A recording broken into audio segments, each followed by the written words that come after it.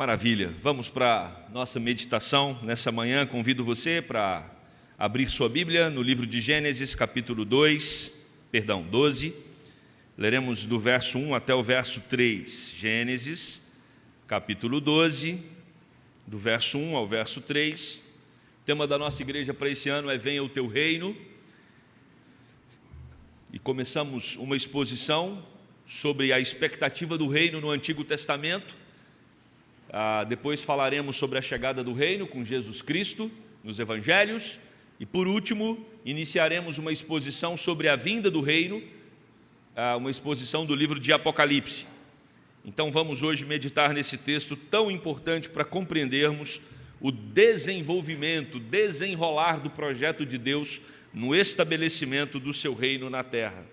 Diz assim a palavra do nosso Deus: Ora, disse o Senhor a Abrão: sai da tua casa, da tua parentela e da casa de teu pai, e vai para a terra que te mostrarei. De ti farei uma grande nação, e te abençoarei, e te engrandecerei o nome. Sê tu uma bênção. Abençoarei os que te abençoarem, e amaldiçoarei os que te amaldiçoarem. Em ti serão benditas todas as famílias da terra. Amém. Vamos pedir a Deus para que ilumine as nossas mentes neste momento, para que a palavra dele fique guardada em nossos corações. Querido Deus, fala ao nosso coração neste momento, à nossa mente, nos ilumine, ó Senhor, para que saiamos daqui edificados, sustentados pela tua palavra. Essa é a nossa oração, no nome de Jesus. Amém. Não sei quantos aqui já construíram aquele antigo sonho, aquele sonho que movimenta os corações de muitos, da casa própria. Você senta ali com a sua esposa ou com seu marido, tem um terreno, então resolvem contratar um engenheiro, um arquiteto para fazer um projeto. E aí, você na caminhada, e agora os arquitetos eles conseguem quase colocar você dentro da casa sem ela existir.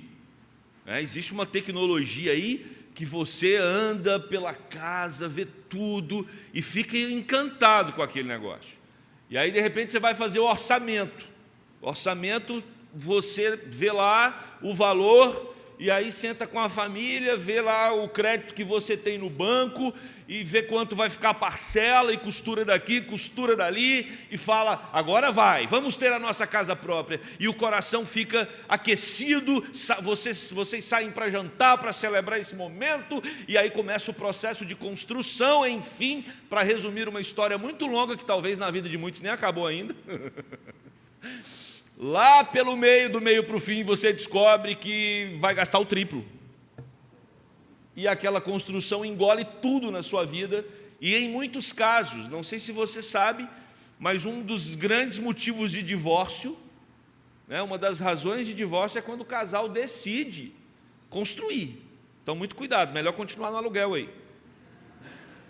Porque isso gera uma tensão, um estresse.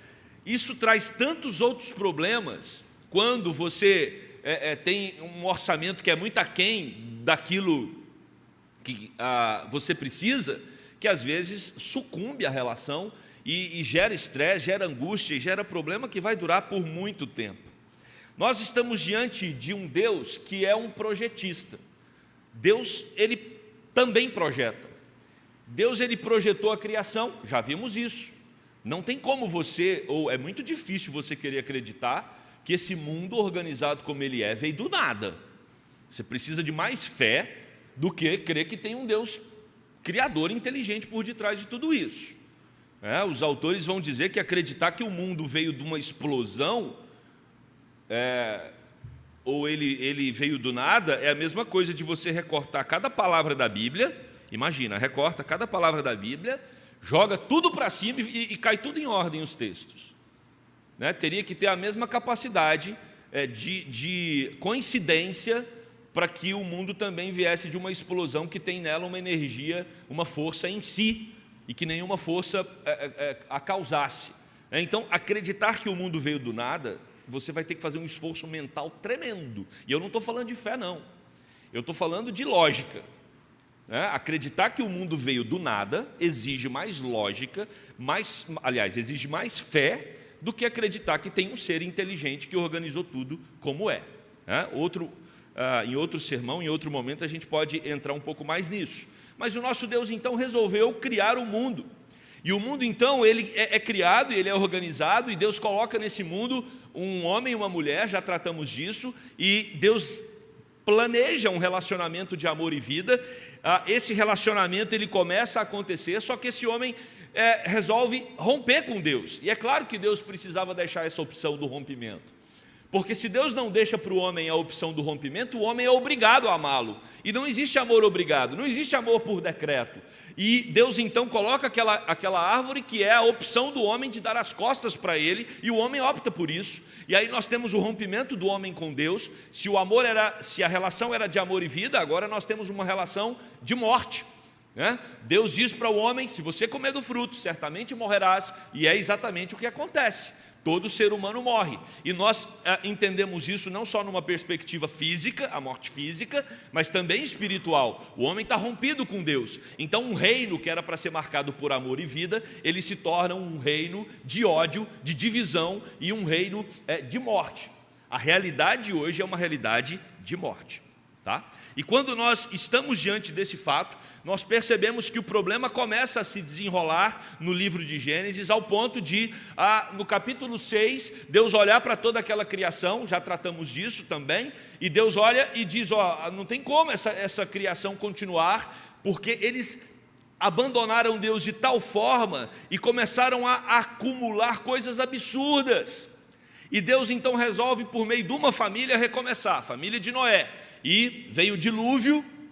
Nós temos ali no capítulo 6 que a humanidade toda padece no dilúvio. Deus recomeça um projeto por meio de Noé, e aí, logo depois de um tempo, esse projeto começa a dar todo errado, não por Deus, mas porque o homem quebra a lei de Deus. E domingo passado falamos sobre a Torre de Babel, quando esses homens, os descendentes de Noé e dos seus filhos, entendem que existe um risco de Deus mandar um dilúvio na cabeça deles, porque Deus falou que não mandaria um dilúvio novamente, e eles então resolvem construir uma grande torre para tornar os seus nomes célebres. E vimos então que esse é um movimento muito humano.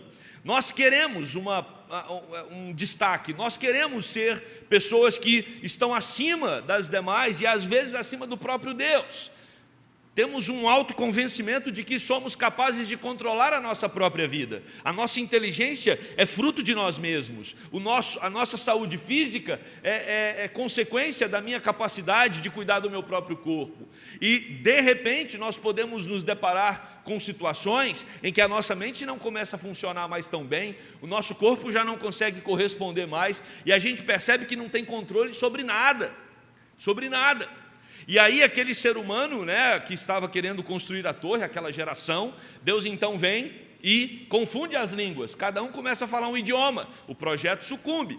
E aí tem um movimento até o capítulo de número 9, que é o capítulo da Torre de Babel, um movimento que sempre começa numa pessoa, numa família, vai para uma geração, aí depois fecha numa família novamente, vai para uma geração, fecha numa família novamente. Deus começa com Adão e Eva.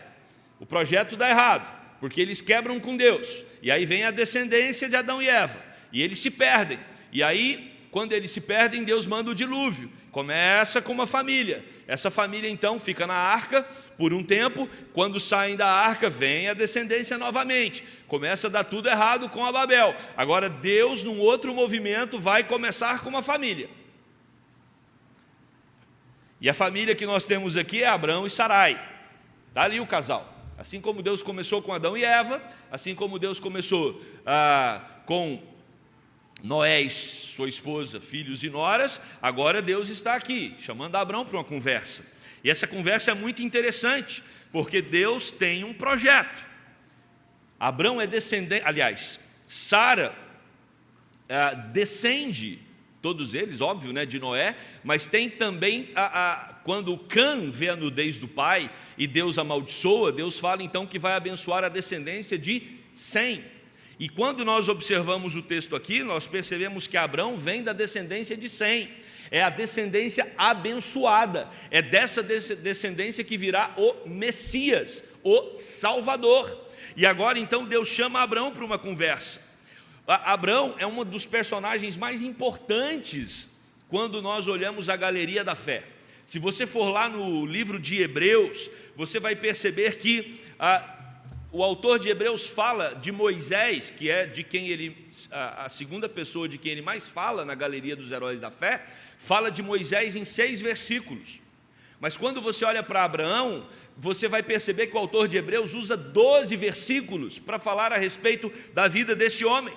Esse homem tem um papel muito importante no processo de constituição do reino de Deus. E aí nós entendemos lá em Romanos capítulo 4, versos 16 e 17, que Abraão é considerado o pai de todos aqueles que creem, porque foi através de Abraão que Deus fez com que nascesse uma nação, e a partir dessa nação viesse o Salvador do mundo, Jesus Cristo, nosso Senhor. E aí então, meus queridos, eu quero pensar com você sobre o projeto de Deus. Deus tem um projeto para o seu reino, e o projeto de Deus, no reino dele, tem aqui, através da vida de Abraão, algumas lições para nós.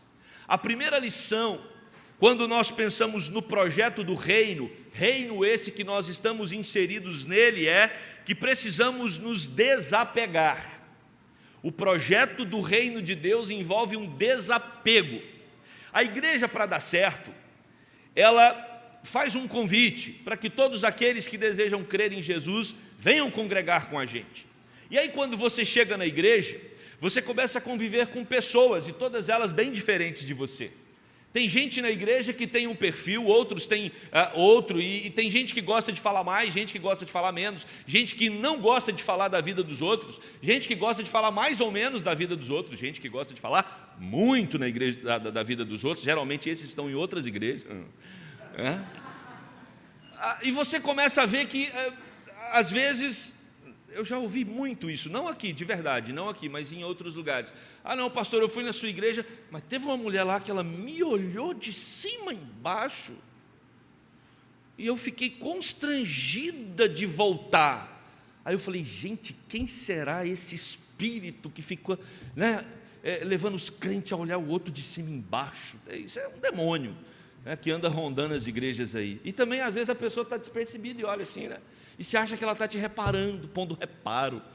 E nós percebemos que às vezes algumas pessoas magoam com a igreja por pouca coisa, ou por muita coisa. Igreja é um lugar complicado, é um lugar complicado. O reino de Deus é um lugar complicado de se viver aqui na terra, porque nós ainda somos pecadores, nós ainda temos os nossos defeitos, e a igreja presbiteriana da Gávea é uma igreja que seleciona cada um. Tem defeito? Tem, então vem. Porque nós somos uma igreja com pessoas defeituosas.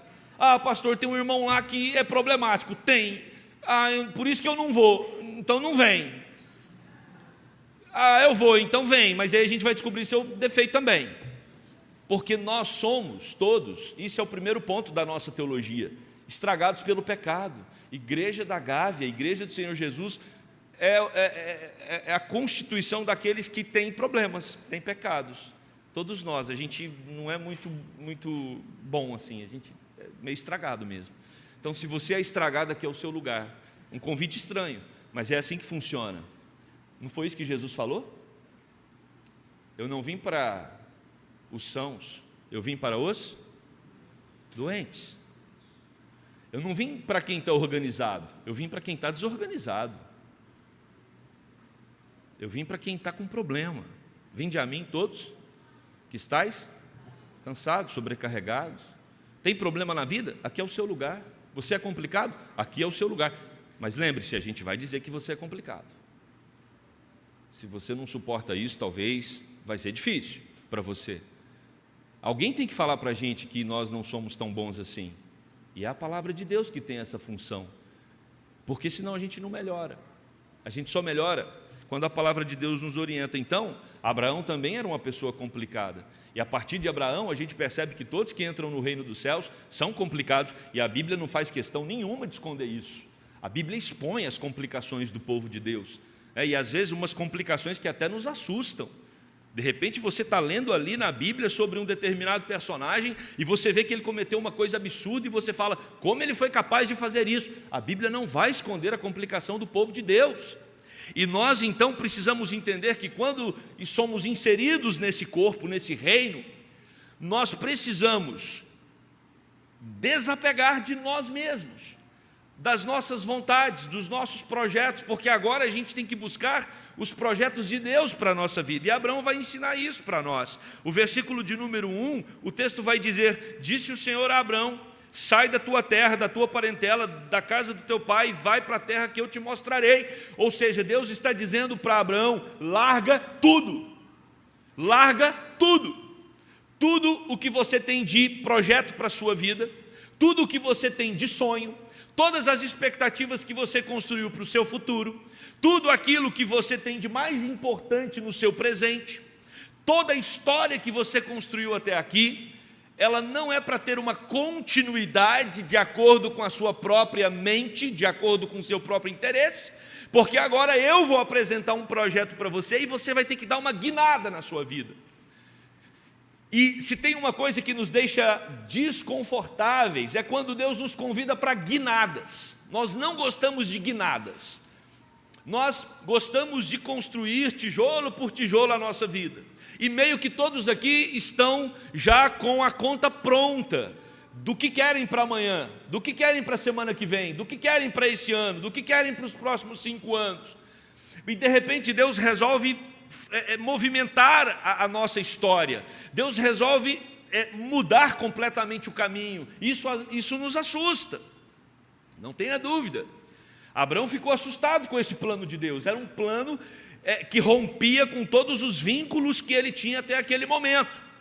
Mas aí nós temos uma reação muito interessante, né, de Abraão, que veremos daqui um pouco.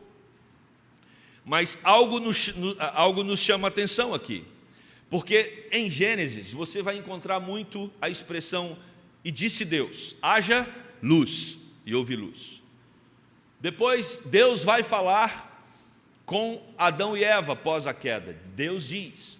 Depois Deus vai descer e dizer para aqueles que estão construindo a Babel, mais uma vez o Senhor intervém, e disse o Senhor. E agora nós temos o Senhor dizendo, e disse o Senhor. Então toda vez que encontramos na Bíblia essa expressão, e disse o Senhor, ela está vinculada àquele que diz lá na criação, àquele que é capaz de tornar todas as coisas invisíveis visíveis, aquele que é capaz de criar tudo do nada. Esse é o poder da palavra dele. Por isso que nós entendemos que Jesus é Deus, porque pelo poder da palavra de Jesus ele pode dizer para o coxo, levanta e anda. Ele transforma qualquer realidade pelo poder da sua palavra. Ele transforma a minha e a sua vida. Ou vai dizer que a sua conversão não foi uma guinada histórica na sua caminhada e na sua jornada. De repente Jesus entra e muda tudo. E muda o seu pensamento, muda o seu coração, muda os seus sentimentos, muda os seus projetos, muda a sua história de vida. E as coisas velhas ficam para trás e eis que tudo se faz novo. Você é uma nova criatura, mudou tudo na nossa vida. E essa experiência de Abraão, ou de Abrão, né, no momento, o nome dele ainda não havia mudado, é uma experiência fruto da voz de Deus ao seu coração. Disse o Senhor. E aí Deus diz, sai, deixe. E a expressão aqui no hebraico significa separe terminantemente. É para você romper completamente. E vê se isso não parece com a proposta que Deus fez para nós, quando nós éramos filhos do mundo, quando nós vivíamos a nossa vida longe de Deus, e Deus fala, agora você tem que abandonar tudo isso, e você me segue, larga tudo e segue-me. Esse foi o convite de Jesus para muitas pessoas, especialmente para os discípulos. Mas Jesus diz, olha, segue-me, vem atrás de mim, Senhor, eu preciso enterrar o meu pai, porque eu ainda cuido dele, ele é muito importante para mim, minha mãe, eu preciso cuidar dos meus. E Jesus fala: deixe que os mortos enterrem os seus mortos, vem e segue-me. E quando nós seguimos a Jesus, Ele está à frente. É Ele quem diz para onde devemos ir, o que devemos fazer, como devemos nos comportar. Ele passa a ser a referência única da nossa vida, da nossa história e da nossa jornada.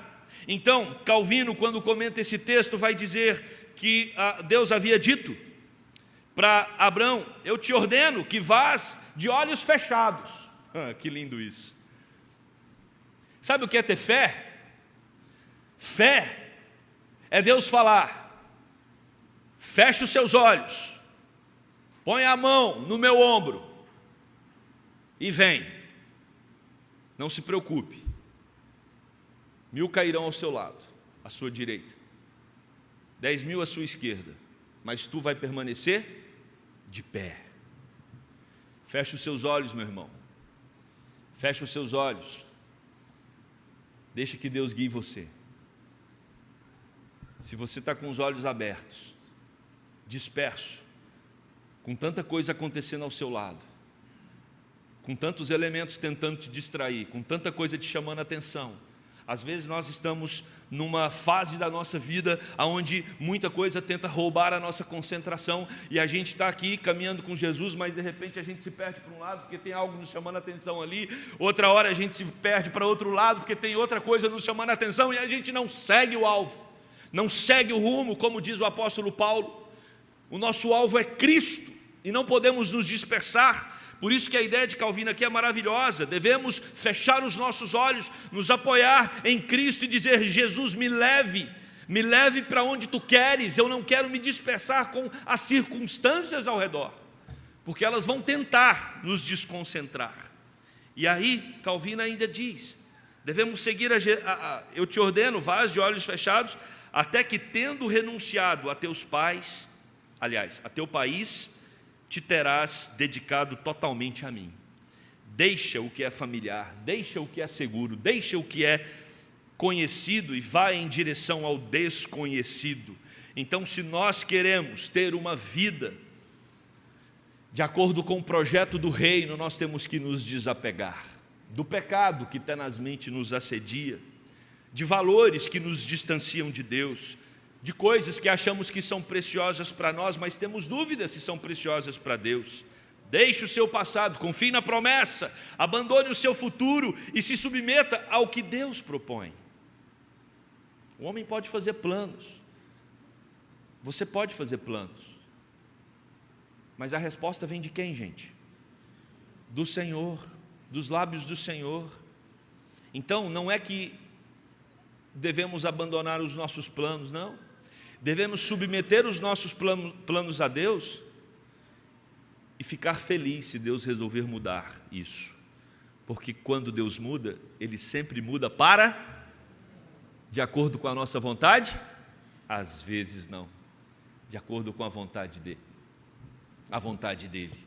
Porque a vontade dEle é boa, perfeita. Será que nós cremos nisso?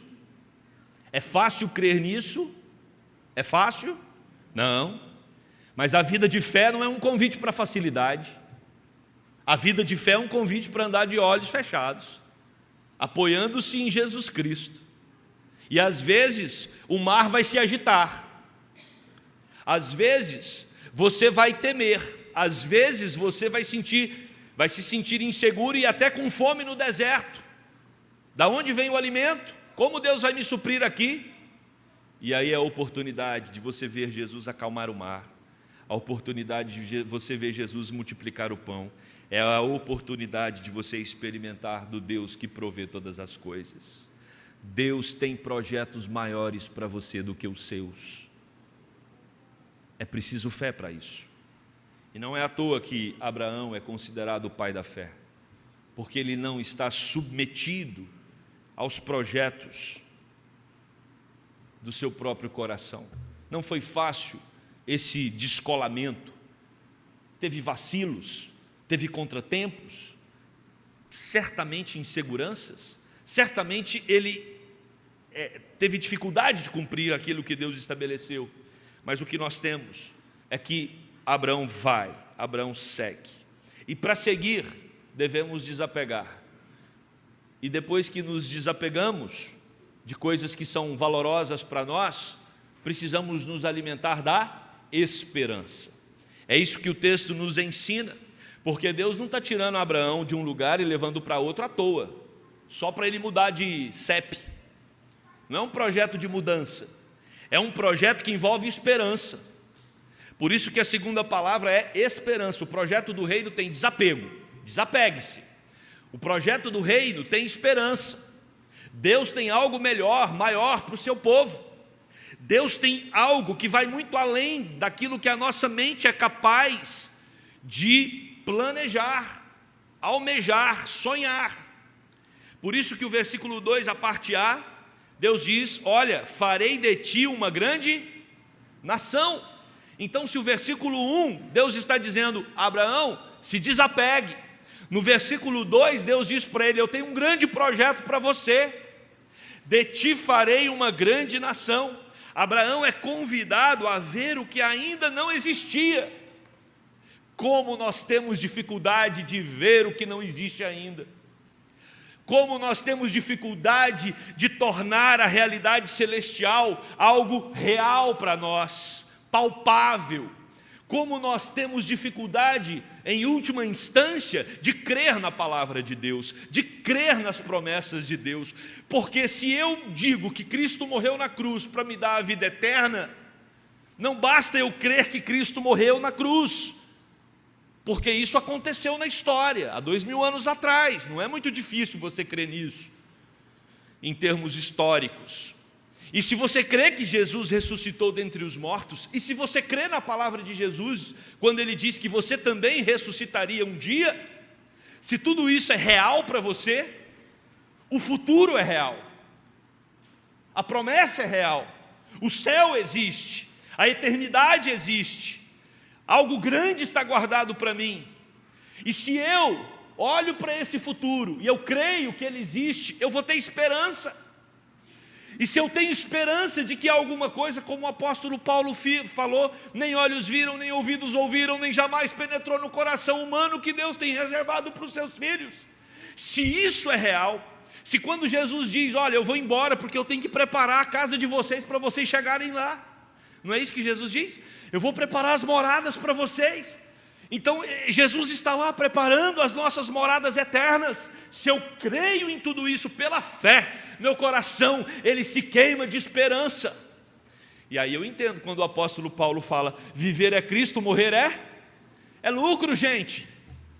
Por que nós estamos nos distraindo, olhando para o lado, um lado para o outro lado, com medo das coisas desse mundo, preocupados com o nosso amanhã, se nós temos a eternidade toda que foi nos dada em Cristo Jesus?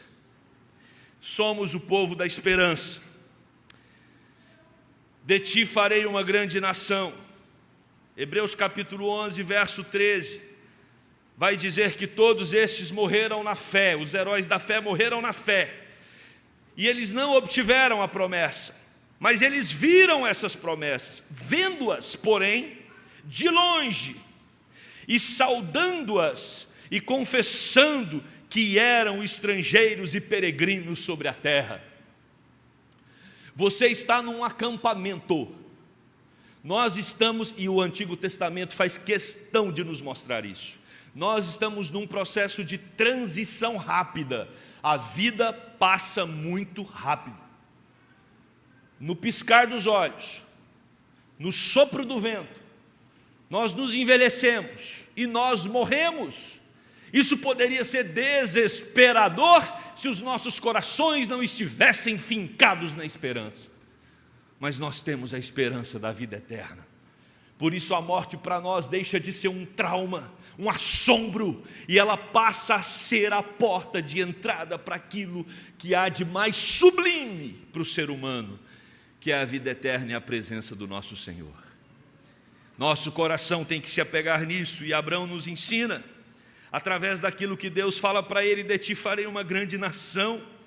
Mas o nosso Deus, às vezes, ele parece contraditório. Sabe por que o nosso Deus às vezes parece contraditório? E não se espante quando essa contradição chegar até a sua casa, até você. Não se espante. Porque Deus está fazendo a promessa para um homem que tem uma mulher estéril. Que papo é esse? Que conversa é essa? Como pode Deus virar para um homem que certamente já tinha, junto com a sua esposa, a visto chorar por noites querendo um filho e nunca podia ter um filho? E o Senhor chama esse homem para uma conversa e fala: você vai ser pai de uma grande nação. Como pode?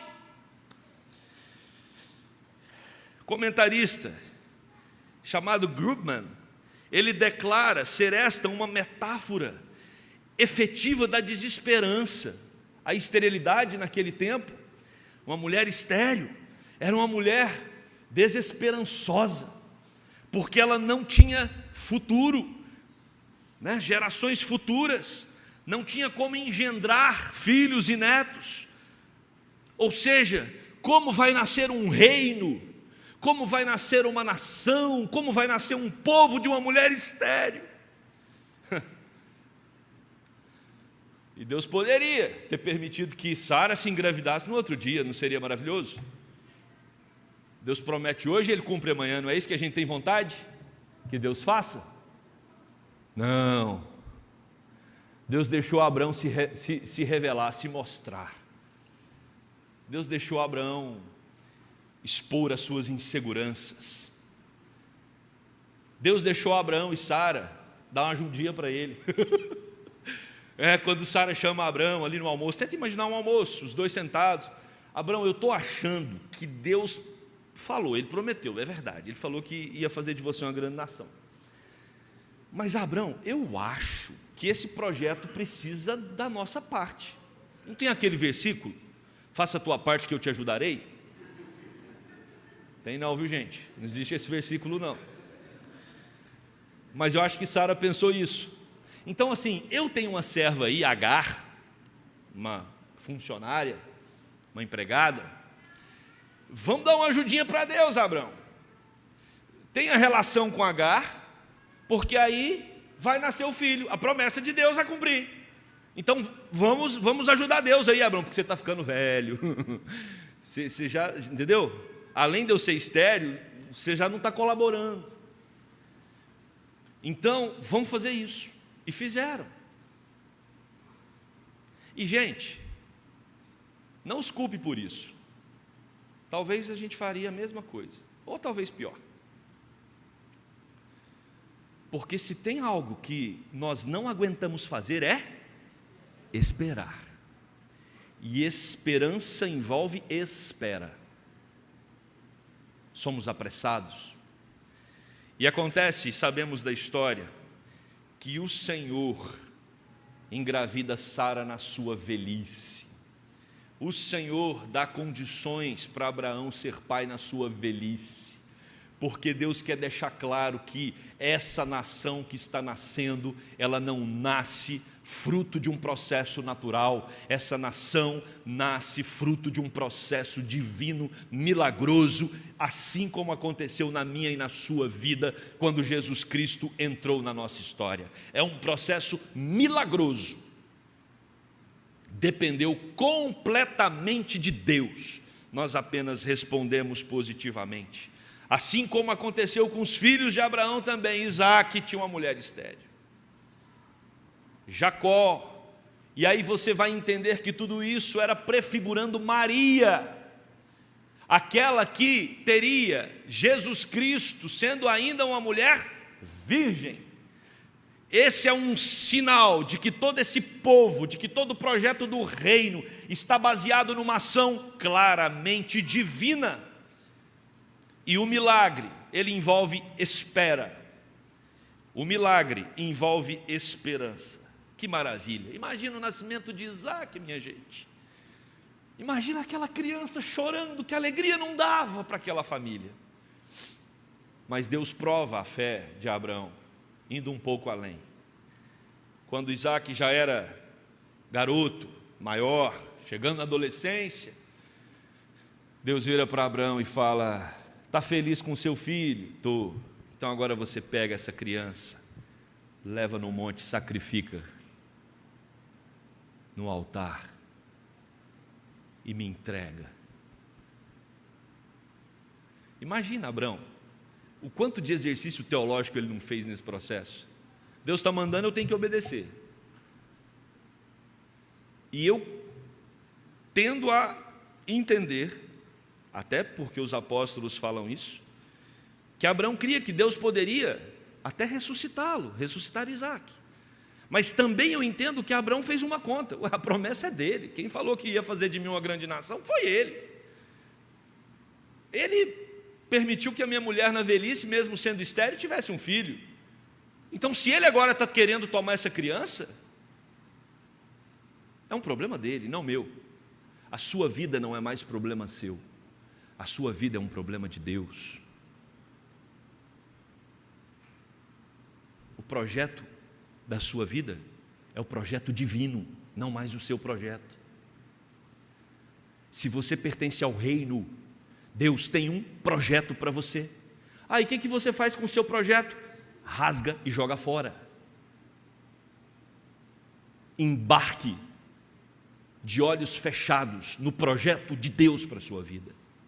É essa a grande lição do texto, e tenha esperança que grandes coisas Deus fará através de você. Mas e se ele pedir meu único filho? Entregue, como Abraão fez. E quando Abraão levanta o cutelo para sacrificar o filho, Deus diz: para, Abraão, não é para sacrificar nada, tem um cordeiro aí do seu lado, sacrifica o cordeiro. Eu queria ver até onde ia a sua confiança, a sua fé em mim. E às vezes Deus nos coloca em situações difíceis para ver o quanto nós cremos nas promessas dEle. Creia na promessa dEle, o seu Deus não falha. Esse livro grosso, esse livro aqui é um livro de página fina, não tem livro com página mais fina. Página fina, letra pequena e grosso, sem figurinha. Para dizer para mim e para você que o nosso Deus não falha. Ele cumpre todas as suas promessas e Ele continua escrevendo a história. Ele continua tendo projeto para o seu povo. Ele continua sustentando a sua vida. E você tem tanta importância para Deus como Abraão tinha. A história não terminou, Jesus ainda não voltou, porque nós estamos no meio do projeto para sermos usados poderosamente por Deus na nossa geração. E aí vem a terceira parte. Primeiro eu me desapego, fecho os meus olhos, sigo aquilo que Deus está apontando, meu coração se enche de esperança, porque é isso que Deus promete, e aí então virão as bênçãos. Deus diz: eu vou te abençoar, eu vou engrandecer o seu nome, ser tu uma bênção, mas eu não vou só abençoar não, Abraão, eu vou amaldiçoar quem te amaldiçoar. Engrandecerei o seu nome. No Antigo Oriente, o nome não era um rótulo para você chamar um indivíduo, fulano, ciclano, beltrano, não. O nome era a revelação do caráter. Até antigamente aqui no Brasil era assim, não é? Não, pode confiar, aquele é o seu fulano. Se ele falou, ele vai fazer. Abraão era um homem de caráter elevado. É isso que o texto diz, ou Deus faria dele um homem de caráter elevado. Engrandecerei o seu nome. Você vai ser um homem, Abraão, que pelo seu nome as pessoas conhecerão a sua fé. Eu vou te abençoar. Horst, quando comenta esse texto, ele diz: a bênção traz o poder da vida, o fortalecimento da vida e o crescimento. Poder, fortalecimento e crescimento, isso é bênção de Deus. E poder é capacitação para resistirmos às dificuldades. O texto diz, olha que interessante: vou abençoar os que te abençoarem. Está no plural. No plural, os que te abençoarem. Ou seja, muitos iriam abençoar Abraão. Aí o texto diz: amaldiçoarei quem te amaldiçoar. Está no singular. Ou seja, Abraão receberia muito mais bênçãos do que pessoas iriam tentar amaldiçoá-lo. Deus tem bênçãos para o seu povo. Tem problemas, tem gente tentando complicar a sua vida, mas tem muito mais gente disposta a te abençoar. E aí, o texto fala sobre a missão. Serão benditas todas as famílias da terra. Olha que maravilha. Concluindo, vamos voltar naquele gráfico. Começa com Adão e Eva. Eles pecam. Vem a descendência. Cria um monte de problema. Vem o dilúvio. Volta para Noé e a família. Vem a descendência. Cria um monte de problema, inclusive a Torre de Babel. Volta para uma família. Abraão e Sara. E Deus diz: através de você, através da fé, através da obediência de vocês, serão benditas todas as famílias da terra. Não eram apenas os judeus os abençoados, não eram apenas aqueles que pertenciam à descendência genética de Abraão, mas todas as famílias da terra. Por quê? Por quê? Porque na Torre de Babel, toda a terra foi amaldiçoada, com cada um falando uma língua, e agora o projeto de Deus é retomar todo esse povo. Com a Babel criou-se nações, agora Deus separa uma nação, através dessa família, e diz: vocês fazem parte do meu povo, para abençoar todos os povos. E nesses povos, no projeto eterno de Deus, estava incluído Brasil. Nesse projeto estava incluído Rio de Janeiro. Nesse projeto estava incluída a Igreja Presbiteriana da Gávea. Nesse projeto estava incluído você.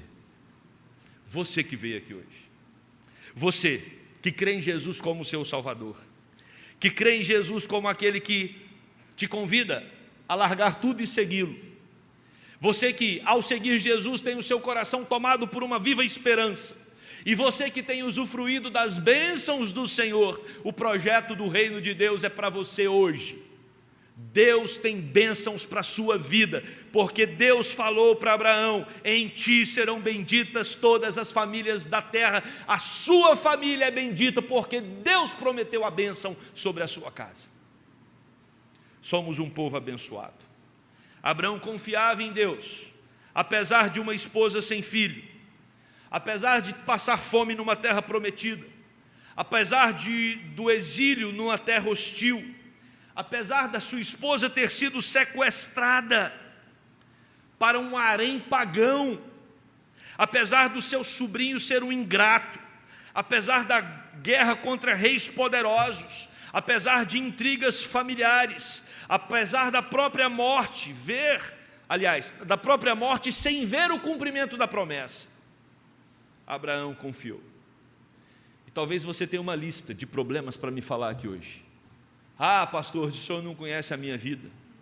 Eu tenho problema nessa área, eu estou enfrentando isso, eu estou enfrentando aquilo, eu tenho isso, eu tenho aquilo para desenrolar essa semana, esse mês.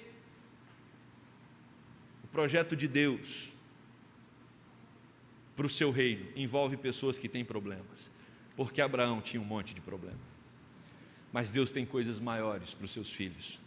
E eu quero que você aprenda com Abraão a simplesmente fechar os olhos, ouvir a voz de Deus e segui-lo, sem se distrair com tanto barulho, com tantas vozes e com tantas coisas acontecendo ao seu redor.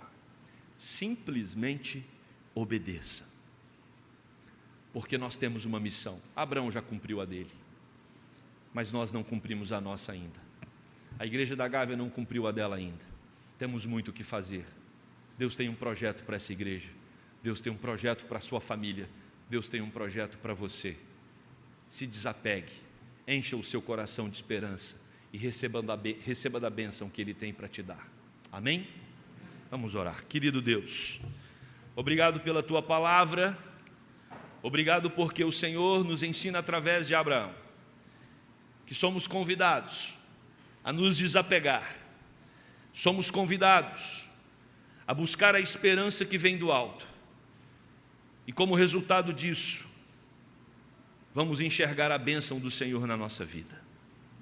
Ó Deus, Abraão cumpriu aquilo para o qual o Senhor o chamou para fazer. Agora é nossa vez, agora é o nosso momento, agora é hora de igrejas como o da Gávea e tantas outras impactarem a geração, através da mensagem poderosa do teu reino, o Deus que dá esperança através do seu Filho Jesus Cristo. No momento, Deus, em que tantos lares estão desesperançosos, no momento, Deus, histórico, saindo de uma pandemia, em que tantas pessoas estão psicologicamente abaladas, deprimidas, angustiadas, ansiosas, o Senhor nos convida a pregar a palavra da esperança a esse mundo. Usa-nos, Deus, para a tua honra e glória, no nome de Jesus. Amém.